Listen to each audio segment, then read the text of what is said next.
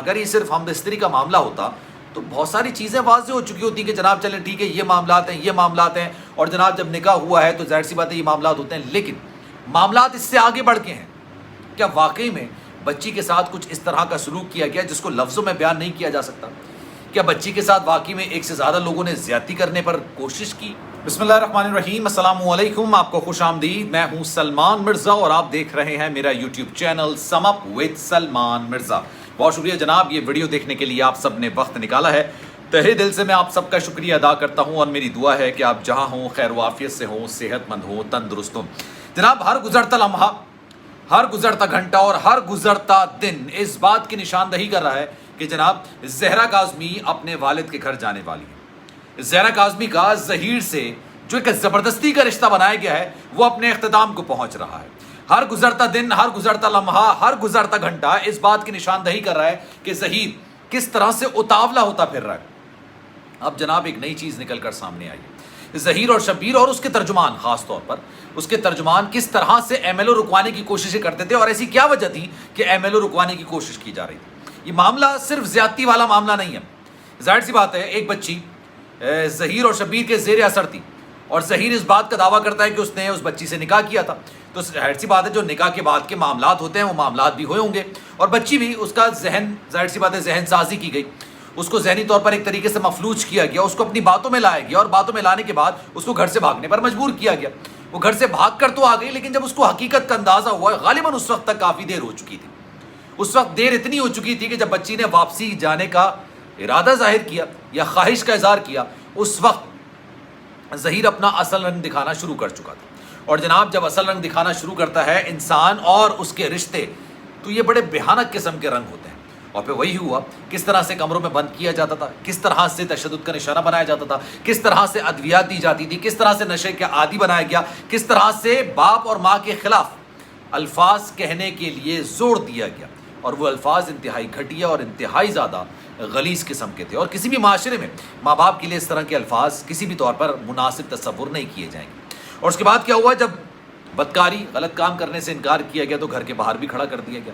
اب جناب ایک چیز نکل کر سامنے آئی ہے، آبویسلی ایم ایل او جب ہوگا تو ایم ایل او میں یہ بات تو ظاہر سی بات ہے ثابت ہوگی کہ بچی کے ساتھ زیادتی کی گئی.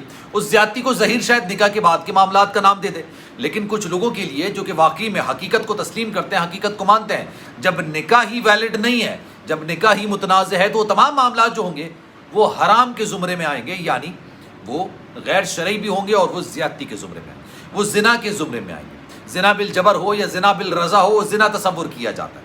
لیکن جناب ظہیر اور شبیر کیوں اس بات کے مخالف ہیں اور اس کے ترجمان کیوں اس بات کے مخالف ہیں کہ جناب بچی کا ایم ایل او نہیں ہونا چاہیے؟ اب ایم ایل او اگر ہوگا تو کیا کیا چیزیں نکل کر سامنے آئیں گی. اگر یہ صرف ہم بستری کا معاملہ ہوتا تو بہت ساری چیزیں واضح ہو چکی ہوتی کہ جناب چلیں ٹھیک ہے یہ معاملات ہیں اور جناب جب نکاح ہوا ہے تو ظاہر سی بات ہے یہ معاملات ہوتے ہیں. لیکن معاملات اس سے آگے بڑھ کے ہیں.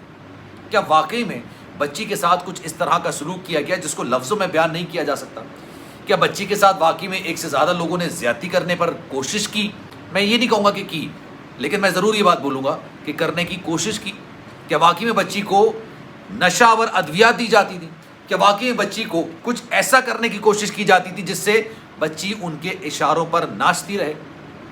اور اسی وجہ سے ظہیر اور شبیر کی حد درجہ کوشش ہے جناب ایم ایل او نہ ہو. کوئی بھی چیز ہو جائے، کوئی بھی معاملات ہو جائے، لیکن ایم ایل او نہ ہو، کسی طریقے سے میڈیکل نہ ہو. کیونکہ جب میڈیکل ہوگا تو بہت ساری چیزیں واضح ہو جائیں. بچی پر کس طرح سے تشدد کیا جاتا تھا، کس طرح سے اس پر ذہنی دباؤ ڈالا گیا، کس طرح سے اس کو ذہنی تشدد کا نشانہ بنایا گیا، ذہنی اذیت کا نشانہ بنایا گیا، کس طرح سے اس کو نشاور ادویات دی جاتی رہی. اب معاملہ ہی جناب زیادتی کا معاملہ بھی بنتا چلا جا رہا ہے. ظہیر اب بہت بری طریقے سے پھنستا ہوا نظر آ رہا ہے. جب یہ سارا کیس مہدی کاظمی صاحب کو پتہ نہیں کس نے مشورہ دیا، لیکن جو بھی مشورہ دیا بڑا زبردست قسم کا تھا کہ جناب انہوں نے فیملی کورٹ سے رجوع کیا. انہوں نے کہا کہ ہماری بچی ہمارے حوالے کی جائے. ہماری بچی بے یار و مددگار ایک الگ گھر میں رہ رہی ہے جس کو شیلٹر ہوم کہتے ہیں، لیکن ہم اس کے گارڈین ہیں اور ہم اس کے والدین ہیں اور ہم لیگل گارڈین ہیں، تو ہمارے پاس بچی کو ہونا چاہیے اور ہم ہی بچی کو ٹیک کیئر اچھی طریقے سے کر سکتے ہیں. اور اگر آپ یہ چیز نہیں کرتے تو اس وقت تک ہمیں بچی سے ملاقات کرنے کی اجازت دی جائے. یہ بہت ہی اسمارٹ موو کھیلا گیا اور شاید ظہیر اور جو ان کا نیکسس، ان کا گروہ ہے، شاید ان کو یہ بات کسی بھی طور پر سمجھ میں نہیں آ رہی تھی. یہ گروہ تو ہے. میں ہمیشہ اس بات کو کہتا ہوں کہ جس طرح سے یہ کام کرتا ہے, جس طرح سے یہ کاروائیاں کرتا ہے, کوئی عام انسان وہ کام نہیں کر سکتا, اس طرح سے کام نہیں کر سکتا. اب ہوا یہ, جب ملاقات ہو گئی, ملاقات میں راز و نیاز کی باتیں ہو گئیں اور یہ پتہ چلایا گیا کہ جناب کس طرح سے تشدد کیا جاتا تھا, کس طرح سے کمرے میں بند کیا جاتا تھا, کس طرح سے ذہنی اذیت کا نشانہ بنایا جاتا تھا, کس طرح سے نشاور ادویات دی جاتی تھی, کس طرح سے ماں باپ کے خلاف غلیظ اور گھٹیا الفاظ کہنے پر مجبور کیا جاتا تھا. اب جب یہ چیزیں واضح ہو گئیں تو obvious سی بات ہے, مہدی کاظمی صاحب فرنٹ فٹ پر آ گئے. انہوں نے اب جا کے پوری طریقے سے کھیلنا شروع کر دیا. کس طرح سے انہوں نے ظہیر پر دباؤ ڈالنا شروع کر دیا, اور جب ظہیر پر یہ دباؤ محسوس ہوا کہ وہ عدالتی کارروائی کا سامنا کرے گا اور ہو سکتا ہے آنے والے وقتوں میں اس کو جیل کی ہوا, جیل کی روٹی پھر سے توڑنی پڑ جائے, تو اس نے کیا کیا, مہدی کاظمی صاحب سے رابطہ کیا. رابطہ کرنے کے بعد, ایک انسان کھوکھلا انسان ہوتا ہے نا, اس کے پاس سوائے دھمکیوں کے اور کچھ نہیں ہوتا. وہ صرف سامنے والے کو دھمکا اور ڈرا سکتا ہے. وہی سمجھتا ہے کہ شاید سامنے والا بھی اتنا ہی کھوکھلا ہے اور میری دھمکیوں کی وجہ سے ڈر جائے گا. انہوں نے ڈرانے دھمکانے کی کوشش کی. وائس نوٹ بھیجا گیا. وائس نوٹ میں مہدی کاظمی صاحب کی بیٹی زہرا کاظمی کے لیے نامناسب اور غلیظ الفاظ استعمال کیا, اور نہ صرف زہرا کاظمی کے لیے, ان کی دیگر 2 بچیوں کے لیے بھی نامناسب الفاظ استعمال کیے گئے. جس نمبر سے میسج کیا گیا, اس نمبر پر جو تصویر لگی ہوئی تھی وہ مہدی کاظمی صاحب کی سب سے چھوٹی بیٹی کی تصویر لگی ہوئی تھی. ذہنی تشدد, میں آپ کو ہمیشہ سمجھاتا ہوں نا, نیکسس ہے, یہ گروہ ہے. جس طرح سے کارروائیاں کرتا ہے, یہ عام کے بس کی بات نہیں ہے, عام انسان کے بس کی بات نہیں ہے, عام لوگوں کے بس کی بات نہیں ہے. پھر کیا ہوا جناب, پھر آگے چلے معاملات. اس کے بعد انہوں نے 2 سے 3 تصاویر بھیجی. اچھا, یہ اتنے بڑے شاید جاہل ہیں, شاید ان کو یہ بات کا پتہ نہیں ہے, اور ان کو لگتا ہے کہ پوری دنیا بھی جاہل.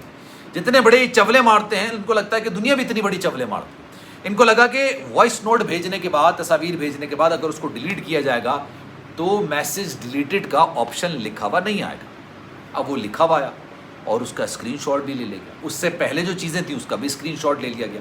یہ پریکٹس کافی پہلے مہدی کاظمی صاحب نے شروع کر دی تھی کہ جب بھی کوئی رابطہ کرنے کی کوشش کرتا تو رابطے کا جواب تو بعد میں دیا جاتا, پہلے اس کا اسکرین شاٹ لے لیا جاتا, کیونکہ بعد میں وہ میسج ڈیلیٹ کر دیا جاتا. ڈیلیٹ بھی کسی خوف خدا کے چکر میں نہیں کیا گیا تھا, اس لیے کیا گیا تھا کہ اس کو پتہ چل گیا تھا کہ جناب میسج بھی سن لیا گیا اور ویڈیوز بھی دیکھ لی گئی ہیں, تو اس نے تمام چیزوں کو ڈیلیٹ کرنا شروع کر دیا. اب جناب ان پر زیادتی کا کیس ہی بننے جا رہا ہے.